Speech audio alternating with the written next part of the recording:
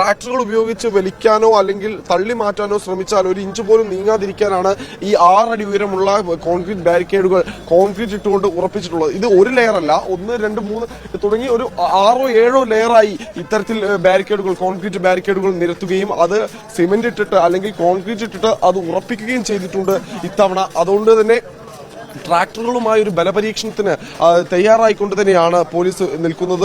സൈനിക അർദ്ധസൈനിക വിഭാഗങ്ങൾ, പോലീസ് ഉൾപ്പെടെയുള്ളവർ ഡൽഹിയിൽ നിന്നും അതോടൊപ്പം തന്നെ അയൽ സംസ്ഥാനമായിട്ടുള്ള ഹരിയാനയിൽ നിന്നും ഇവിടെയുണ്ട്. ഈ അതിർത്തി എന്ന് പറയുന്നത് സിംഘുവാണ്. സിംഘുവിലെ മാത്രം കാഴ്ചയല്ല ഇത്.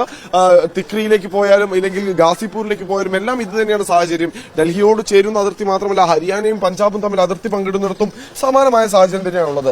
നേരത്തെ സൂചിപ്പിച്ച പോലെ 6 അടി ഉയരമുള്ള ബാരിക്കേഡ് കഴിഞ്ഞാൽ പിന്നെ 3 അടി ഉയരമുള്ള ബാരിക്കേഡുകൾ കോൺക്രീറ്റിന്റെ 5-6 ലെയറുള്ള ബാരിക്കേഡുകളാണ് വെച്ചിട്ടുള്ളത്. അതിനു മുകളിൽ അവയെല്ലാം തന്നെ തമ്മിൽ വെൽഡ് ചെയ്ത് അല്ലെങ്കിൽ കമ്പി ഉപയോഗിച്ച് തമ്മിൽ ബന്ധിപ്പിച്ചിരിക്കുകയാണ്. അതായത് ഒരു ബാരിക്കേഡ് മാത്രമായി ഇളക്കി മാറ്റാൻ കഴിയില്ല. മാറ്റുകയാണെങ്കിൽ ഈ 6 ബാരിക്കേഡുകൾ ഒന്നിച്ച് മാറ്റേണ്ടി വരുന്ന ഒരു സാഹചര്യം അത് ട്രാക്ടറിനെ കൊണ്ട് സംഭവിക്കില്ല എന്നാണ് അധികൃതർ കണക്കുകൂട്ടുന്നത്. അതുകൂടാതെ അതിനു മുകളിൽ ഒരാൾ ചാടി കിടക്കാതിരിക്കാൻ വേണ്ടിയുള്ള കമ്പിവേലി, മുൾവേലി എന്ന് തന്നെ വേണം പറയാൻ. അതും പുതുതാണ്. ഇപ്പോൾ ഈ ഒരു ആവശ്യത്തിന് വേണ്ടി വാങ്ങിച്ചതാണെന്ന് തോന്നുന്നു. എന്തായാലും ആ കമ്പിവേലികളും ഇവിടെ സ്ഥാപിച്ചിട്ടുണ്ട്. അത് കഴിഞ്ഞാൽ നമ്മൾ സാധാരണ സമരങ്ങളിൽ കണ്ട് പരിചയിച്ച പോലെയുള്ള ഇരുമ്പ് ബാരിക്കേഡുകൾ ഇത് വലിയൊരു അളവിൽ തന്നെ ഇവിടെ വിന്യസിച്ചിട്ടുണ്ട്. അതിനു മുകളിലും ഇത് സമാനമായ രീതിയിൽ ബാരിക്കേഡുകൾ ചാടിക്കടക്കാതിരിക്കാനുള്ള മുൾവേലികളെല്ലാം ഇവിടെ സ്ഥാപിച്ച ഒരു ദൃശ്യങ്ങൾ കൂടി നമുക്ക് കാണാൻ സാധിക്കും. ഈ മുൾവേലികൾക്ക് മുകളിലൂടെ ചാടിക്കടക്കാൻ കർഷകർ ശ്രമിച്ചാൽ അവർക്ക് പരിക്കേൽക്കും. വലിയ രീതിയിൽ പരിക്കേൽക്കുമ്പോൾ അവർ ഒരു പക്ഷേ സമരത്തിൽ നിന്ന് പിന്മാറുമെന്നാണ് അധികൃതർ കണക്കുകൂട്ടുന്നത്. പക്ഷെ നമുക്കറിയാം 2020 സമരത്തിൽ ഇതിനേക്കാൾ വലിയ ക്രമീകരണങ്ങൾ ഒരുക്കിയിരുന്നു. റോഡിൽ കുഴി കുഴിച്ചിരുന്നു. അതോടൊപ്പം തന്നെ ട്രാക്ടറുകൾ പോകാതിരിക്കാൻ മണ്ണിട്ടിരുന്നു. ആ ക്രമീകരണങ്ങളെല്ലാം മറികടന്നുകൊണ്ടാണ് അന്ന് കർഷകർ ഡൽഹിയിലേക്ക് ട്രാക്ടർ ഉരുട്ടിക്കയറിയത്. ITO എന്ന് പറയുന്ന ഡൽഹി പോലീസിന്റെ ആസ്ഥാന മന്ദിരം സ്ഥിതി ചെയ്യുന്ന സ്ഥലത്ത് പോലും ട്രാക്ടറുകളിട്ട് അവർ വട്ടത്തിൽ കറക്കിക്കൊണ്ടായിരുന്നു അവരവരുടെ പ്രതിഷേധം രേഖപ്പെടുത്തിയത്. 1 വർഷത്തിലേറെ നീണ്ടുനിന്ന ഐതിഹാസികമായ ആ ഒരു പോരാട്ടത്തിൽ അവർക്ക് വിജയം ലഭിച്ചെങ്കിലും അവർക്ക് അന്ന് നൽകിയ ഉറപ്പുകൾ പാലിക്കപ്പെട്ടില്ല എന്ന് തന്നെയാണ് അവർ ആരോപിക്കുന്നത്. അതുകൊണ്ട് തന്നെയാണ് ഇത്തവണ വീണ്ടും ഒരു സമരവുമായി അവർ രംഗത്തേക്ക് എത്തുന്നത്. പക്ഷേ ഇത്തവണ അവർ മുന്നോട്ട് വെക്കുന്ന 10 ആവശ്യങ്ങൾ എന്ന് പറയുന്നത് ഒരു രാജ്യത്തെ സാധാരണ പൗരനെ സംബന്ധിച്ച് നമ്മൾ ചിന്തിച്ചു നോക്കുമ്പോൾ വളരെ ന്യായമായ ആവശ്യങ്ങൾ മാത്രമാണ് എന്ന് തന്നെ വേണം പറയാൻ. ആ വിഷയങ്ങളിലേക്ക് വരുന്നതിന് മുൻപ് ഇപ്പോൾ ഈ ബാരിക്കേഡുകൾ കഴിഞ്ഞാൽ അടുത്ത ലെയറായിട്ട് വരുന്ന ഒരു സുരക്ഷാ ക്രമീകരണമാണ് ഈ കണ്ടെയ്നറുകൾ. ഈ കണ്ടെയ്നറിനും ബാരിക്കേഡിനും ഇടയിലുള്ള ഈ സ്ഥലത്ത് പോലീസിന് നിലയുറപ്പിക്കാൻ വേണ്ടിയാണ് ഇത്രയും സ്ഥലം ഒഴിച്ചിട്ടുള്ളത്. കർഷക സംഘടനകൾ നടത്തുന്ന റാലി ഇവിടേക്ക് എത്തുമ്പോൾ, സിംഘു അതിർത്തിയിലേക്ക് എത്തുമ്പോൾ ഈ ഭാഗത്തുള്ള പോലീസ് ആയിരിക്കും ആദ്യം അവരെ പിന്നീട് നേരിടുക. ഈ ഇത്രയും ബാരിക്കേഡുകൾ കടന്നു വന്നാൽ പിന്നെ കണ്ടെയ്നറാണ്. പക്ഷേ ഈ കണ്ടെയ്നറുകൾ കാലിയല്ല, ഇതിനുള്ളിൽ നിറച്ചിട്ടുള്ളത് മണ്ണാണ്.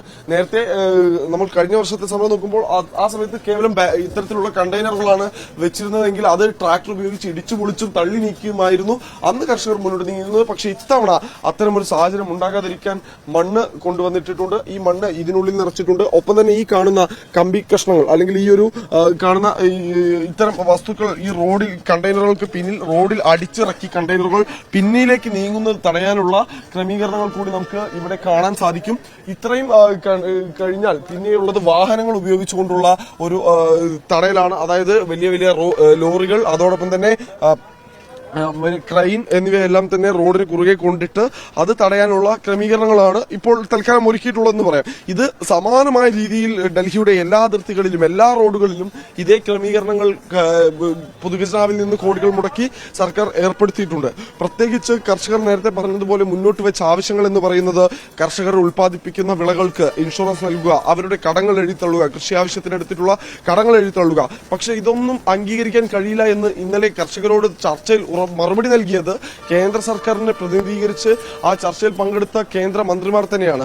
എന്തായാലും അതൊന്നും സാധ്യമല്ല. അവർക്ക് അവരുടെ കടങ്ങൾ എഴുതിത്തള്ളാൻ സാധ്യമല്ല. അവരുടെ വിളകൾക്ക് നിയമം മൂലം ഒരു മിനിമം താങ്ങുവില ഉറപ്പാക്കാമെന്ന് ഉറപ്പ് നൽകാൻ സാധിക്കില്ല എന്നും പറഞ്ഞു കേന്ദ്ര സർക്കാർ. അതിന് പിന്നാലെയാണ് ഡൽഹി ചലോ മാർച്ചുമായി മുന്നോട്ട് പോകാൻ കർഷക സംഘടനകൾ തീരുമാനിച്ചത്. 200-ലേറെ കർഷക സംഘടനകളാണ് ഈ മാർച്ചിൽ പങ്കെടുക്കുന്നത്. ഈ സംയുക്ത കിസാൻ മോർച്ചയുടെ രാഷ്ട്രീയേതര വിഭാഗം നയിക്കുന്ന ഈ ഒരു മാർച്ചിനെ നേരിടാനുള്ള സന്നാഹ സന്നാഹമാണ് നമ്മൾ കണ്ടുകൊണ്ടിരിക്കുന്ന ഈ ഒരു കാഴ്ച എന്ന് പറയുന്നത്. അർദ്ധസൈനിക വിഭാഗത്തെയും പോലീസിനെയും സായുധ വിഭാഗത്തെയും എല്ലാം വിന്യസിച്ചുകൊണ്ട് ഇത്തരത്തിൽ വരുന്ന കർഷകരെ നേരിടാൻ തന്നെയാണ് ഇപ്പോൾ പോലീസ് തീരുമാനിച്ചിട്ടുള്ളത്.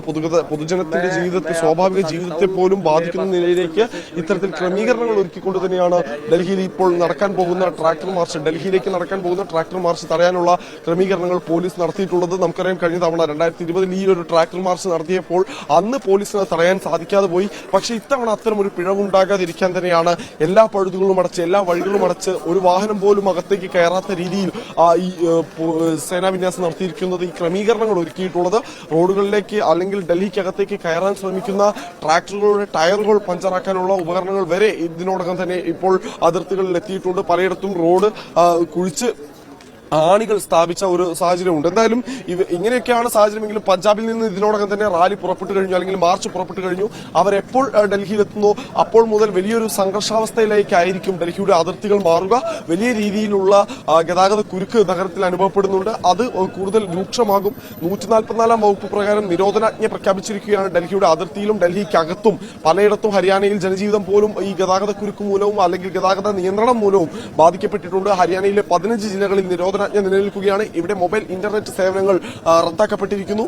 ഒപ്പം തന്നെ കനത്ത കാവലിലും നിരീക്ഷണത്തിലുമാണ് നഗരത്തിലെ ഓരോ മുക്കും മൂലയും എന്ന് തന്നെ വേണം പറയാൻ. പ്രത്യേകിച്ച് തെരഞ്ഞെടുപ്പെല്ലാം നടക്കാനിരിക്കുകയാണ്. കർഷകർ ഒരിക്കൽ കൂടി സമരവുമായി രംഗത്തേക്ക് ഇറങ്ങിയാൽ 3ാം തവണയും പ്രധാനമന്ത്രിയാകുമെന്ന പ്രഖ്യാപനം പാഴായി പോകുമെന്ന് ഒരുപക്ഷെ നരേന്ദ്രമോദിയും ഭയപ്പെടുന്നുണ്ടാകണം. എന്നിരുന്നാൽ തന്നെയും കർഷകരെ ഒരു കാരണവശാലും ഡൽഹിയിലേക്ക് കയറ്റി വിടില്ല എന്ന് തന്നെ തീരുമാനിച്ചിരിക്കുകയാണ് കേന്ദ്ര സർക്കാർ. അതിനായി ഒരുക്കിയിട്ടുള്ള ക്രമീകരണങ്ങളാണ് സിംഗ് ഉൾപ്പെടെയുള്ള എല്ലാ അതിർത്തികളിലും നമുക്ക് കാണാൻ സാധിക്കുന്നത്.